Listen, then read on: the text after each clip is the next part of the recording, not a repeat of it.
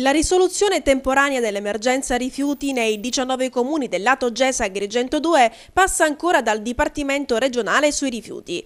In mattinata il liquidatore della società d'ambito, Teresa Restivo, si è recata a Palermo dal commissario delegato per l'emergenza rifiuti Maurizio Norrito.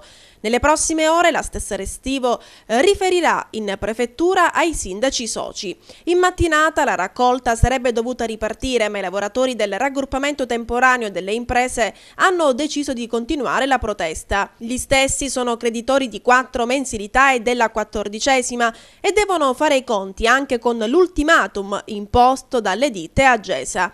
Scadenza prevista per martedì prossimo, giorno nel quale, se non si troveranno le adeguate soluzioni, i lavoratori potrebbero perdere il loro posto di lavoro.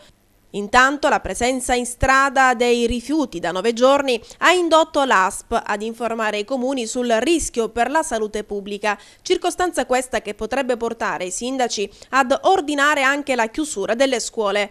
A Favara è a rischio anche lo svolgimento della fiera prevista questo fine settimana.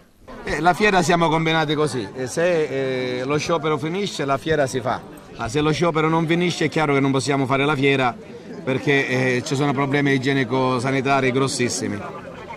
Vediamo che succede entro domani, perché entro giovedì ancora le cose le possiamo sistemare. Se domani dovessero ancora scioperare facciamo un'ordinanza, tanto tu sarai sindaco ora da domani per un po' di giorni, quindi ti occuperai anche di questo.